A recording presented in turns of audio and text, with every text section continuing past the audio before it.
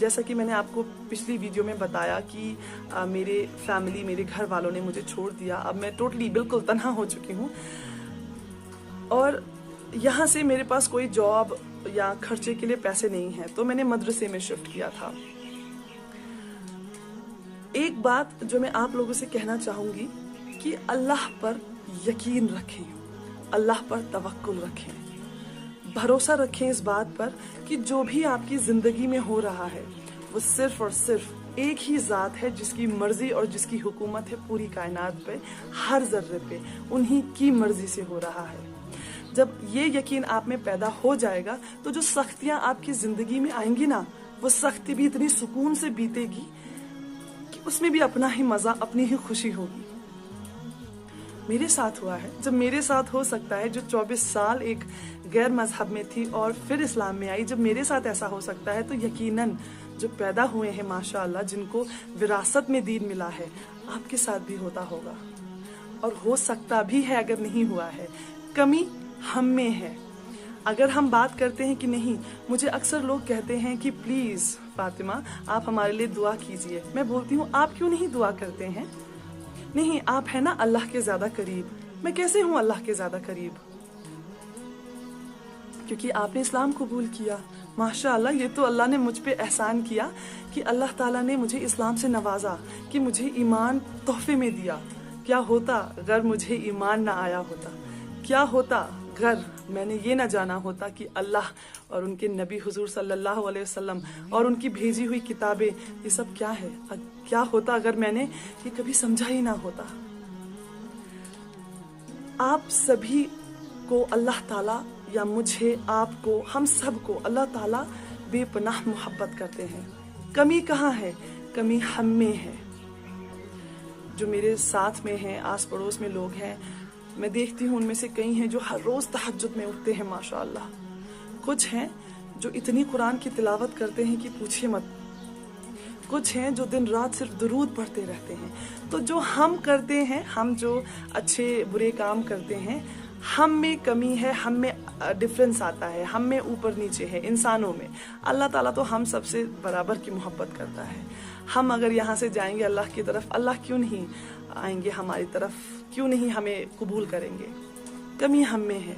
हम दुनिया में ऐसा उलझ चुके हैं इस दुनिया को बनाने में कि हमें याद ही नहीं है कि मरकर उठकर हमें जवाब देना है। सबसे बड़ा झूठ है ये जिंदगी, सबसे बड़ा झूठ है ये दुनिया, सबसे बड़ा झूठ है ये धोखा जो जीते जी हमारे साथ हो रहा है, और सबसे बड़ा सच है कि मौत हमें आनी है और मरकर उठकर उसे जवाब देना है जिसने इस कायनात को बनाया, जिसने हमें बनाया। तो चलिए मेरी कहानी की तरफ। जैसा कि मैं आपको बता रही थी कि मेरे पास काम तो कुछ था नहीं, मदरसे में रहना शुरू किया था जहाँ पे गरीब और अनाथ लड़कियाँ रहती थी। अब मैंने और जॉब्स के लिए अप्लाई करना शुरू किया। तो मैंने आपको बताया मैं MBA में अपना पोस्ट ग्रेजुएशन कर रही थी। मैंने ये नहीं बताया मैं कौन सी डिग्री कर रही थी, तो मैं बता दूं कि मैं MBA कर रही थी human resource and marketing, major human resource, minor marketing में।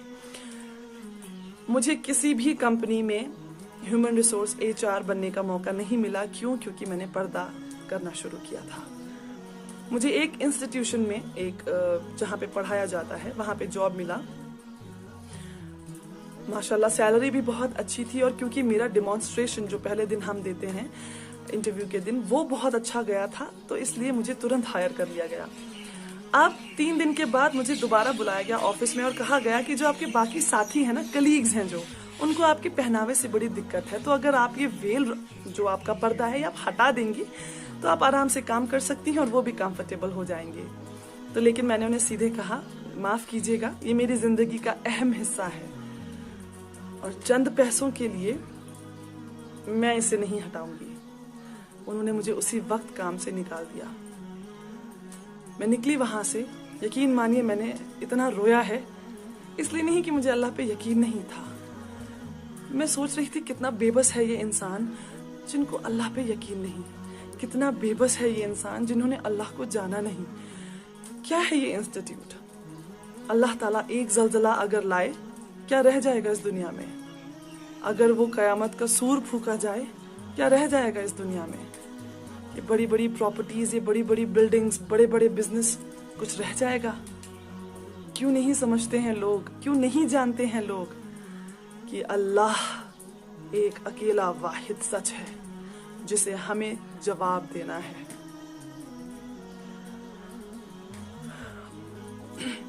अब मैं जब वहां से निकली, मैं कुछ इस बुरी तरह रो रही थी कि आंसू इतने थे आंखों पे, और ये निकाब मेरा पूरा गीला हो चुका था, आधा मेरे होंठों के नीचे तक, ये चिन तक, चेहरे तक पूरा गीला हो चुका था, और आंसू इतने थे आंख में कि दिख नहीं रहा था सड़क पे पैर कहाँ रख रही हूँ। तो पता नहीं चला कि मैं कहाँ पैर रख रही हूँ, तो गिर गई बहुत बुरे तरीके से सड़क पे।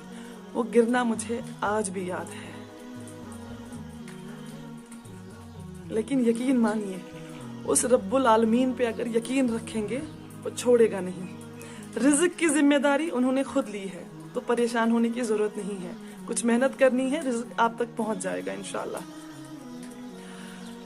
इसके बाद मुझे एक बहुत छोटा सा स्कूल था, बहुत छोटा सा, मुझे वहाँ पे जॉब मिली। इस्लामिक स्कूल था माशाल्लाह, पर्दा कर रही थी, 5 वक्त वहाँ नमाज पढ़ने का मौका मिल रहा था मुझे, दोपहर, जोहर, और अगर कभी लेट हो जाए तो असर का भी वहीं पे, तो नमाज पढ़ने का वक्त मिलता था वहाँ पे। तो ये तो बहुत ही खूबसूरत चीज़ हो गई मेरे लिए। 7,000 की सैलरी थी, और बेंगलोर ऐसा शहर है जो इंडिया में almost one of the most, जिसे कहा जाता है, एक बहुत ही ज़्यादा कॉस्टली सिटी है, बहुत महंगा शहर है।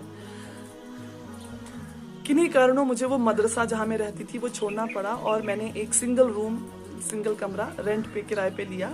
मैंने वहाँ रहना शुरू किया। तो माशाअल्लाह 2014 का जो रमदान आया, बहुत खुश, एक्साइटेड थी। और मैं आपको बता दूं, मुझ पे कुछ 60-70 हज़ार के करीब कुछ अमाउंट लोन पे भी था। वो किन मजबूरियों की वजह से था वो नहीं बता पाऊंगी मैं, लेकिन था। 7,000 की सैलरी, 70,000 का लोन यहाँ से। चलिए अल्हम्दुलिल्लाह कि जिन्होंने लोन दिया था वो माशाल्लाह इतने अच्छे लोग थे कि उन्हें मैंने जब तक वापस खुद नहीं किया, उन्होंने मांगा नहीं। अल्लाह ताला उन्हें हमेशा आबाद रखे। जब रमदान आया 2014 में, जो पहले 10 दिन थे रमदान के, मुझे टाइफॉइड बुखार हो गया। इतनी बुरी हालत थी, ना कोई संभालने वाला, ना कोई देखने वाला। तो मेरी एक फ्रेंड है, वो भी इस्लाम कबूल किया है उन्होंने, मुझसे बहुत पहले किया है उन्होंने। तो वो मुझसे मिलने आई और मुझे ज़बरदस्ती वो हॉस्पिटल ले गई। मैं वहाँ पे एडमिट रही, काफ़ी इलाज वगैरह चला मेरा, बहुत खर्चा हुआ, काफ़ी टेस्ट हुए। तो जो लास्ट बिल 3 दिन के बाद आया वो था 9,000 रुपये का। तो अब मेरी सहेली ने आराम से दे दिया बिना कुछ बोले। मुझे यहाँ से परेशानी और टेंशन ये कि ऑलरेडी इतना उधार है मुझ पे, अब ये उधार कैसे चुकाऊंगी मैं, और खासकर ऐसी लड़की का, ऐसी औरत का जिसने मेरे इतने सख्त वक्त पे मेरा साथ दिया है।